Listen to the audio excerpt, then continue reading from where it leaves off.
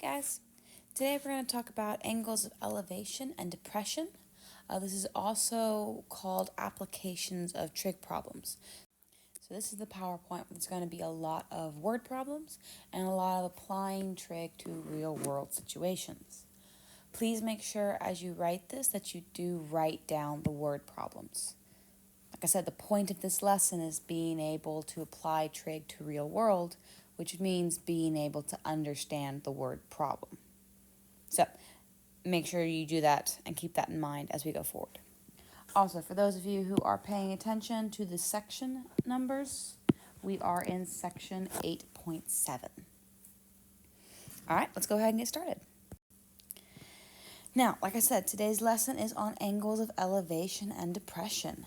Now, angles of elevation, this is caused by the angle measure formed, or the angle formed by the horizontal line from the observer's line of sight and the horizon line.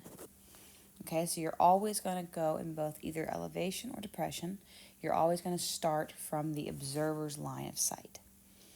Now, this will change your problem slightly depending on what's going on. So, for example, say you're swimming, okay? And you've got someone in the water looking up at the diving board. So in this instance, you have the diving board, the ground or the water, and the board itself. So they're the observer's line of sight. And this would be your angle of elevation right here. The ground, your triangle, it's all in the same place because your person is in the water, it's on ground level. But down here in like the Eiffel Tower reference, let's say this person is 6 foot tall. Okay? If the Eiffel Tower, let's use easy numbers, is 200 feet, all 200 feet of the Eiffel Tower is not inside this triangle because the person is 6 foot tall. So you've got all of the, you can't really see that, you've got all of this down here at the bottom, which is not included in the triangle. So the part of the Eiffel Tower that is included would be 200 minus 6, which would be 194. That would be the bit of the Eiffel Tower inside of the triangle. So it's really important to keep in mind the observer's line of sight and the horizon line and how those two things affect each other, because you could be cutting off a piece of the height or you could be adding to the height. And we'll get into some problems like that later, but just want to make it important why it is the observer's line of sight. Now, on angle of depression, depression goes from the horizon line down. Okay, so it's the observer's line of sight from the horizon line down. So in our lighthouse example, you've got someone in the lighthouse. They start here at the horizon line and then they look down, which means the angle of depression is outside of the triangle. So if here's the triangle, there it is, the angle of depression is on the outside. And you got to keep that in mind because when you're doing trig, you need to have an angle on the inside. And depression, the angle of depression starts on the outside. Now, multiple different ways and studies in which you can use these two angles. But let's start off by remembering that the horizon line for both the air and the horizon line for the ground are considered parallel. You know, the sky is parallel to the ground. So since these two lines are parallel, that means the angle of depression and the angle of elevation are congruent because they are alternate interior angles. And that's always a nice thing to know. So the angle of depression is always going to be congruent to your angle of elevation. And that's how, or that's one way, that the angle of depression can get inside the triangle. So if this is 42, then this angle also is 42, and now you're inside the triangle. Another thing you can keep in mind is that this is perpendicular. Okay, the distance, the far end of the triangle you have to have right triangles for trig. And so, or well, in our case, you're using right triangles for trig. And so you have this perpendicular line that goes from the top of the observer's line of sight down to the horizon line.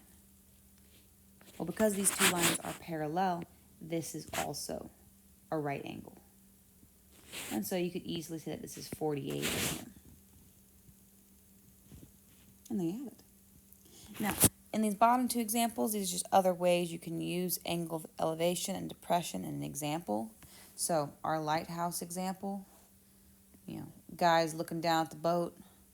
Boat's got a radar system and they're looking down at the submarine, and so on and so forth. Submarine is looking up at the boat and the boat's looking up at the lighthouse. So angle of elevation and depression work together. Now, over here to the waterfall. Let's talk about Jim and Kelly for a second.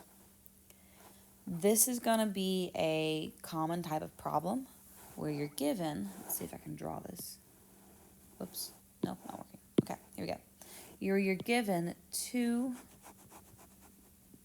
okay, I'm using a red highlighter if you can't see this. Two triangles, okay? So my red triangle, and let's go for the blue triangle, my blue triangle. Okay? Now both of these are right triangles, and both of these share the same opposite side, so to speak. Okay? They share this side over here. And so there's going to be a lot of problems that require you to use this opposite side to find the other measures. Okay? One thing I want you to know, like I said, this chapter or this section is about deciphering word problems. The further you are from the thing you're looking at, so let's say there's a tree up here. Okay? The further you are from what you're looking at, the smaller the angle. If you doubt me, look up at the wall. Okay? If you're far away from the wall, you don't have to glance up very high. If you're closer to the wall, you gotta look all the way up. So this angle, angle 6, will always be bigger, let's say 60, than the further away angle. Let's call it 30. I'm making up numbers here, by the way. Okay? So if you're given a word problem and you have two people looking at the same object, the person that has to look up more is closer to the object, and the person that doesn't have to look up very much is further from the object. Okay, that being said, let's do some problems. First up, we got to be able to recognize angle of depression and elevation. So problem number 1, make sure you name the angle of depression. I know it says the word or. The reason why it says the word or is because the two angles are congruent. But go ahead and name both. Name the elevation angle and the depression angle. Okay, video's going to pause. Go for it. Okay, and here you go. Now, technically speaking, for the angle of elevation, you could have just said angle Z, because Z is the only point right there. But I also used the proper name of YZR, just so that we're clear. Also, hopefully it's self-explanatory, but the blue one is my angle of depression, the red one is my angle of elevation. That's just my own shorthand. If you want to convey it some other way, go for it, but don't use weird symbols without telling me you're using them. All right, go ahead and try again for number 2. And here we go. Again, proper names for both angles. This one's actually a little more important because you could claim there's always a vertical line right here, which would mean that there's 1, 2, 3 angles in both R and M. But making sure you remember that the angle of depression goes from the horizon line down. So you're always going to start your horizon line and then go down. Same thing with elevation, although sometimes that's a little easier to recognize. All right, and now we are on to the word problem. Again, I'm going to stress the importance of writing the problem down.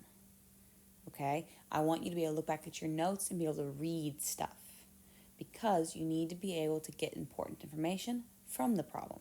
Deciphering word problems, that's the skill, or one of the skills we are learning. Now, as you're writing things down, do we care that Leia is the one going to the amusement park? No.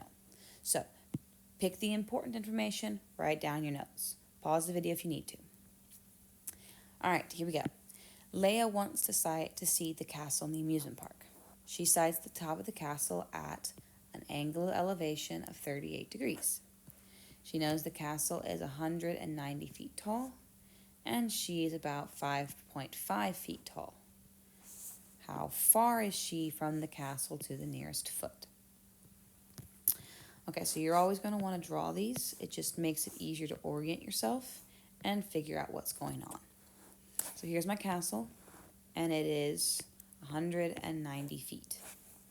And then over here is Leia, and she is 5.5 feet. Now, as far as units is concerned, keep in mind that we are in feet here. The whole thing is in feet. So this is technically 5.5 feet, which is 5 foot 6 inches. But you can't use multiple units in a problem. So we have to go 5.5 to make sure everything's in feet. Okay, let's keep going. Now, what you've got here is you've got, oh yeah, and then we're trying to find out how far she is from the castle. This is X. So our question is where is the triangle? So first off, you got to start from the observer's line of sight. So this is up here. Okay, it's going to the top of the castle. And here's my horizon line. The horizon line will always start from the observer's line of sight, not the ground, from the observer's line of sight. So this is our angle of elevation, and it's 38 degrees. And again, we are searching for X. Now, because we are starting from the observer's line of sight, as you can see, I'm only looking at this piece of the castle, not the whole castle itself. So we have to subtract the observer's line of sight, and that gives us 100. Come on, work for me. Okay, 184.5 as the side measure. And there we have a triangle with 2 sides and 1 angle. We have enough information to use trig. So starting from my angle, I have the opposite side. I'm looking for the adjacent side. That's tangent. So I have the tangent of 38 is equal to my opposite side of 184.5 over X. Okay, multiply X to both sides and divide. That gives you that X is equal to 184.5 over the tangent of 38. When we plug this into the calculator, we're going to get that X is equal to 236.1492. But since it says to round to the nearest foot, all we care about is 236. There you go. All right, over here off to the side, I have added the in-between steps. During the problem, I used the shortcut and just switched X in the tangent of 38. But I need you to keep in mind, I didn't just switch it because I felt like it. There's a mathematical process that allows me to do that. Like I said, you multiply X to both sides, and that cancels the X from the denominator and moves it to the other side of the equation. Then I divide, that's multiplication, then I divide tangent of 38 away from X, which cancels tangent of 38 from that side, and that's how you get to your final calculator-ready answer. So make sure you're not just flipping things willy-nilly because you feel like it. You're always going to multiply to get the denominator out of the fraction. And the next problem. Go ahead, pause the video if you need to. Make sure you write the question down. Again, you don't need to write down everything, but get the important information. And here we go. So, search and rescue team is airlifting people from the scene of a boating accident when they observe another person in need of help. If the angle of depression is 42 degrees and the helicopter is 18 feet above the water, what is the horizontal distance from the rescuers to this person? Okay, so again, we're going to draw our problem. So here's my water, here's my person, and then my helicopter's over here.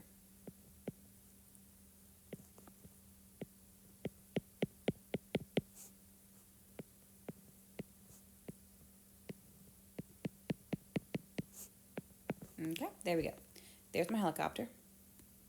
So the helicopter is 18 feet above the water. Okay, and since they sight the person, so here's my horizon line, my dotted horizon line, and the line of sight to the person is 42 degrees. Here, and since the person's in the water, there is no above the ground anything, they're on the ground, so to speak, and so here is my triangle. Now, 42 degrees is not inside the triangle, but angle of depressions and elevations are the same. So that means that this angle down here is 42, and now I have an angle in the triangle. I'm looking for the horizontal distance, so that means this distance right here, and now I have all the information I need to solve my problem. So here we go. From my angle, I have 18 and x. So that, again, that is the opposite side and the adjacent side. So we're doing tangent again. Tangent of 42 is equal to 18 over x. I'm going to do the shortcut method again and just switch x and the tangent of 42. And that works because x is in the denominator. If you had a number down there, it wouldn't work. And since we're going to round to the nearest foot, when I plug in the calculator, I get x is equal to 20 feet. All right, now, another variation of this problem, for any of you guys asking yourselves, are we ever going to solve for the horizontal line? The answer is maybe. You just have to pay attention to the wording of the problem. So this problem asked for the horizontal distance, how far something, horizontally. If they started here and went this way, how long would it take? How far is that? The way you would get to the hypotenuse would be if there was something along the lines of how long would it take for them to land. Okay, that indicates more of a starting from the top and traveling down.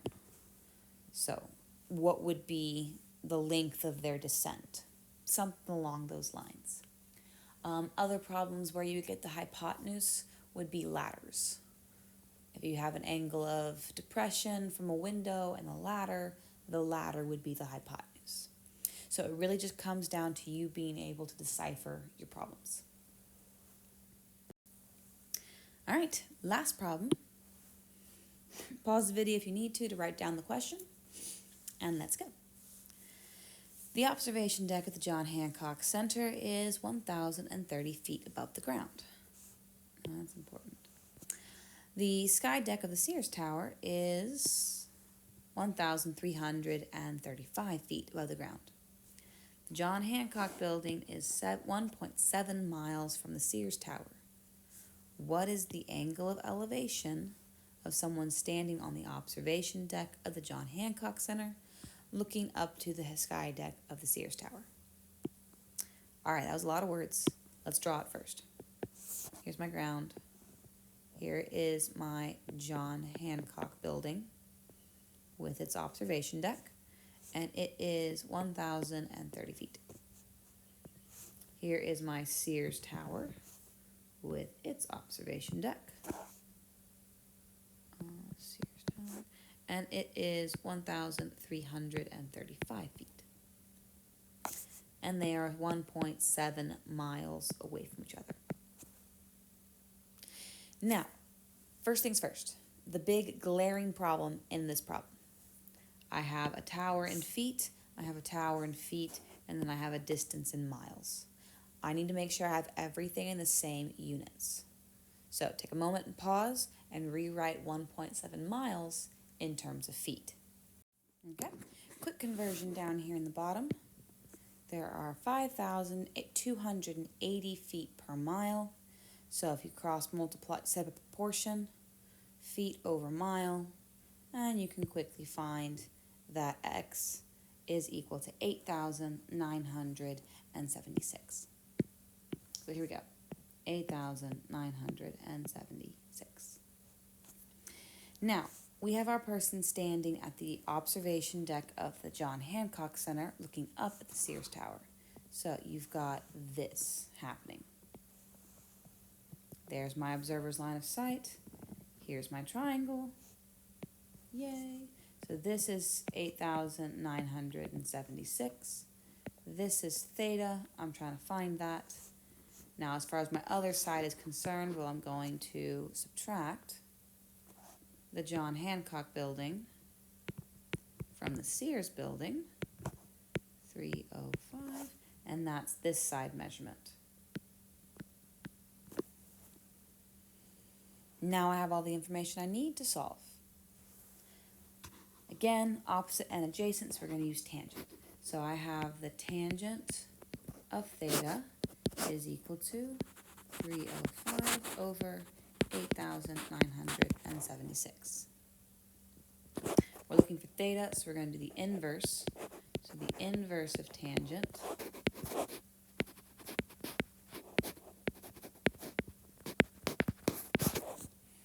and this is calculator ready, so we can go ahead and plug that into the calculator. And our final answer is theta is 1.9461, yada, yada, yada, yada. But since our answer choices only have to the 10th, the answer is B. Alrighty, this is the end of our lesson. If you have any questions, please let me know. Make sure you have written everything down. Now, for anyone wondering, as far as conversions go, on official state tests and such, they will give you the conversion rate. You'll still have to do the converting, but they'll give you the conversion rate if they want you to transform, say, inches into miles or feet into yards, whatever. You should know your basic conversions. Feet to inches, feet to yards would be a good one to know. So have those kind of in your back pocket as just good things to remember. But for any official test, as far as like state test goes, they'll give you that conversion rate. All right, this is it. Let me know if you have any questions, and I will see you next time.